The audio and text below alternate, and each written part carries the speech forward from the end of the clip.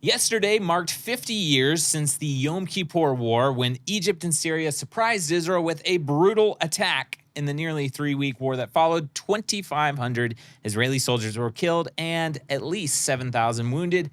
Israel barely survived. What you probably did not know is that a certain freshman senator from the United States visited Israel exactly 40 days before the outbreak of the Yom Kippur War, assuring Golda Meir, the then Prime Minister of Israel, that Egypt would not attack Israel. Who was that freshman senator? You guessed it, Joe Biden. I'm Luke, and this is the Israel Guys.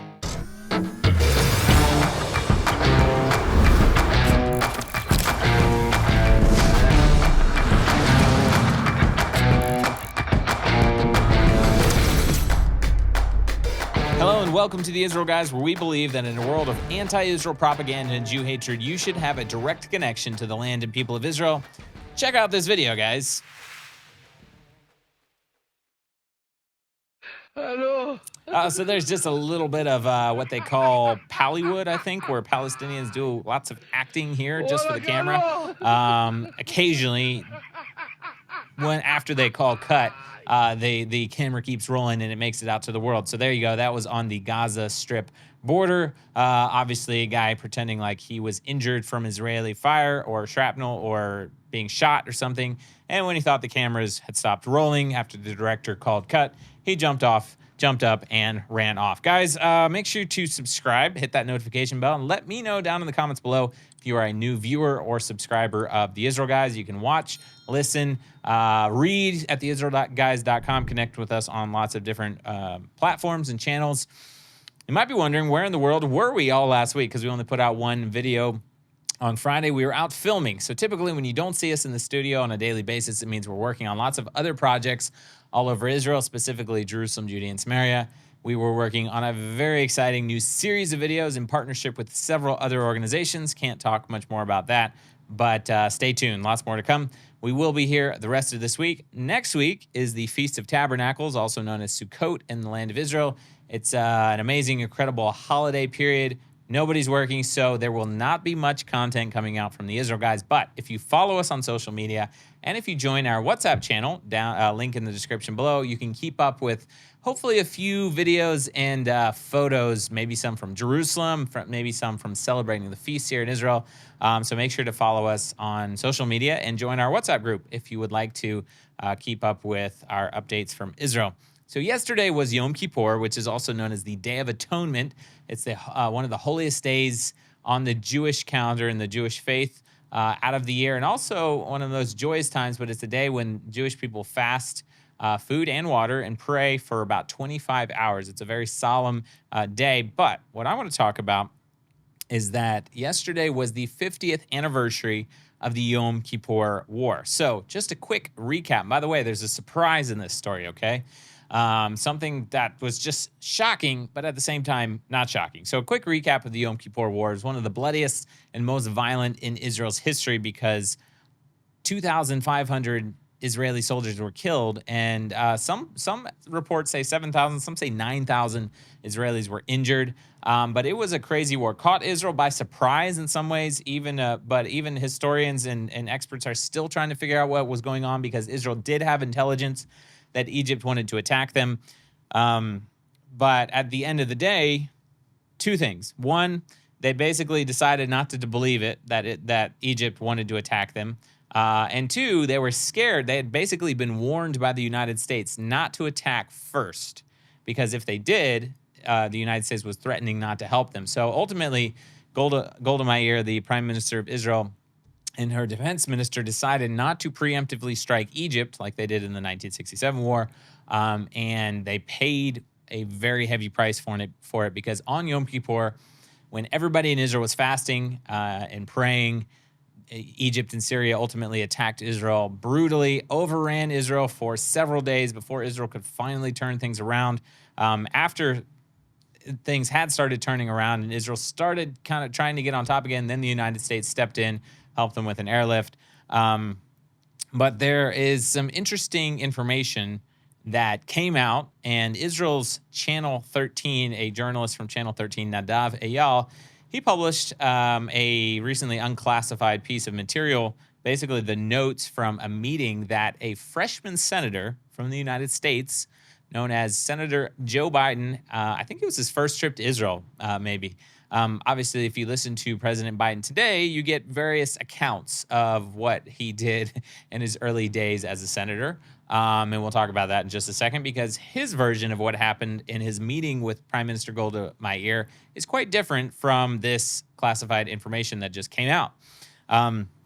So Nadav Eyal, he published a piece of material detailing Joe Biden's meeting with then Prime Minister Golda Meir exactly 40 days before the war broke out and Egypt and Syria attacked Israel, right?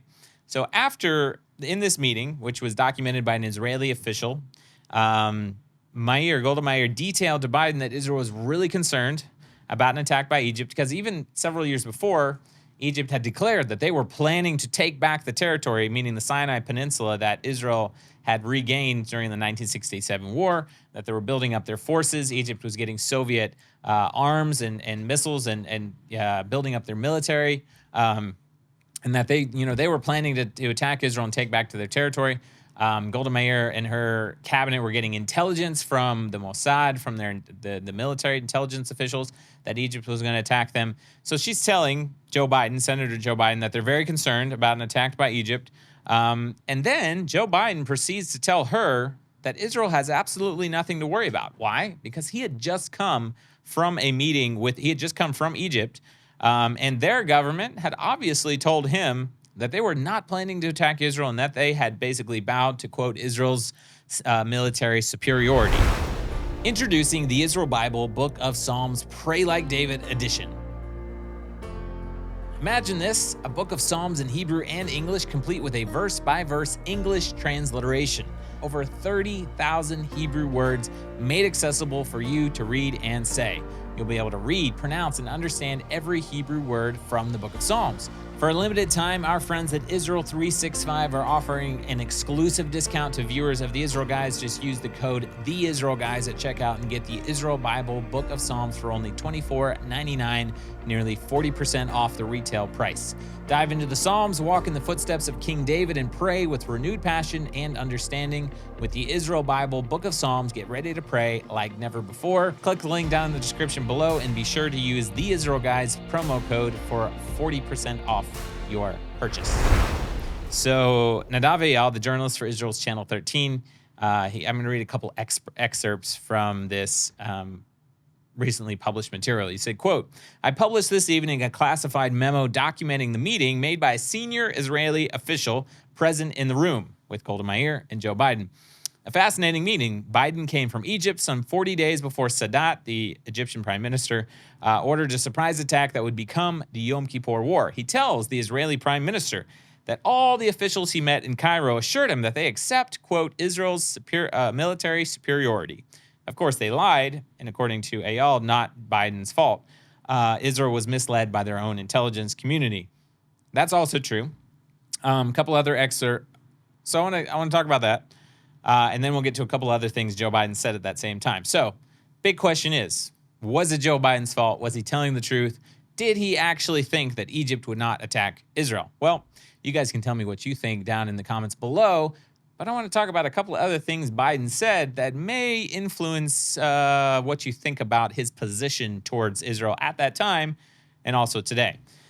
Other excerpts from the notes from that same meeting. Quote, he, meaning Biden, criticizes the Israeli labor platform, arguing that it's leading to a creeping annexation of the occupied territories.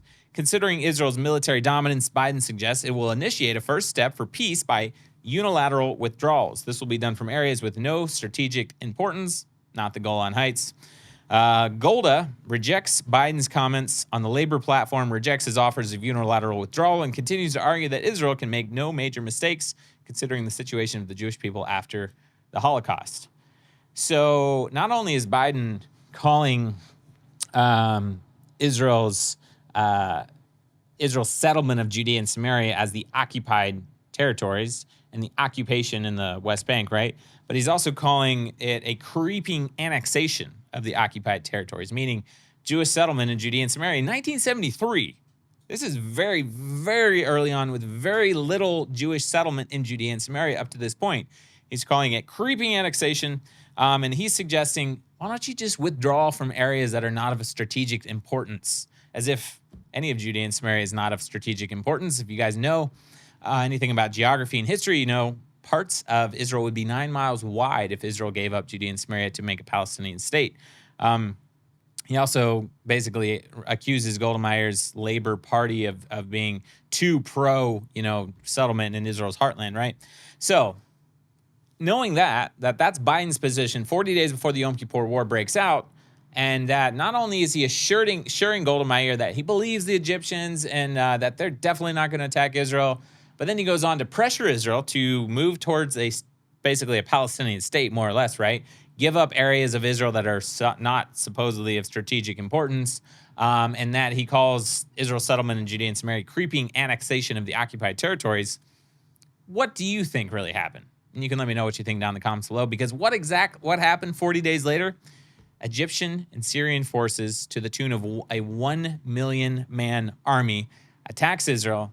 Almost 3,000 Israeli soldiers were killed, up to 9,000 wounded, and the war was barely won after almost 3 weeks of fighting. So Biden, as we know today, has traditionally been for a two-state solution. Even now, the Biden administration is for a two-state solution. Still anti-Jewish communities in Judea and Samaria, anti the, quote, occupation, and the term creeping annexation is still being thrown around 50 years later.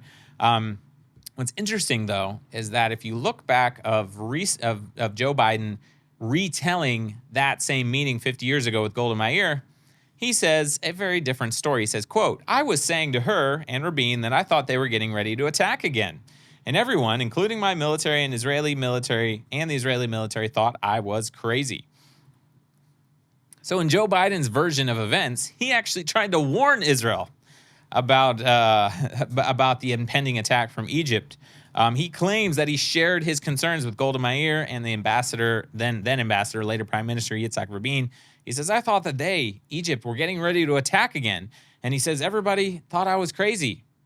So obviously, Biden's getting up there in age, and I wouldn't blame him if he doesn't remember the details of that meeting correctly.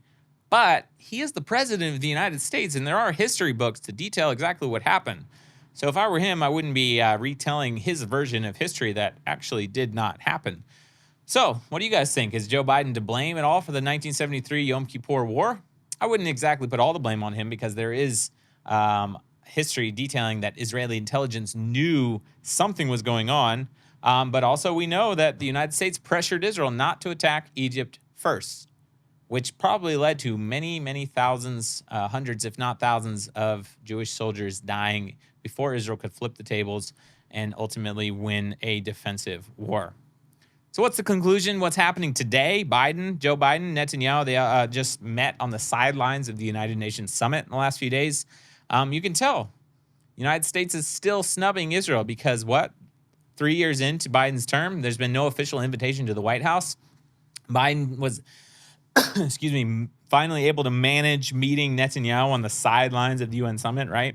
And White House aides keep saying, "Oh, we're still trying to work out a date for Netanyahu to come visit at the White House. Maybe we'll squeeze him in one of these days." No, Israel's the biggest friend that the United States has, their biggest ally in the Middle East, and they're being treated like dirt right now. And Biden's policy has not changed, still pressuring Israel to give away territory, still pressuring them to make a two-state solution, still calling it occupied territories, still calling it creeping annexation, Jewish settlements, creeping annexation, right? No, nothing's changed, and Israel should definitely not listen to Joe Biden if he says maybe Iran's not going to attack them, because we're seeing that sort of rhetoric come out right now. How about the United States giving Iran $6 billion, right? And putting them on a path to unfreezing more assets and sanctions. Israel, don't listen to Joe Biden if he says you don't have anything to worry about when it comes to Iran, because that didn't go so well 50 years ago in the Yom Kippur War. Guys, let me know what you think about all of this down in the comment section below. Don't forget to check out the Book of Psalms, Pray Like David from Israel 365, link down in the description below. Don't forget to subscribe, and as always, tune out the fake news and tune into what is actually happening here in the land of Israel. We'll be back every Monday through Friday with your direct connection to the land and people of Israel.